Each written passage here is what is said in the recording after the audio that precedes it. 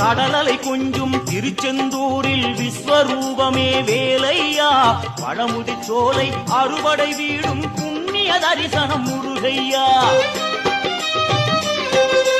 திருநீர் அணிந்து வரும் போது நெஞ்சில் நிம்மதி பிறக்குது கந்தையா.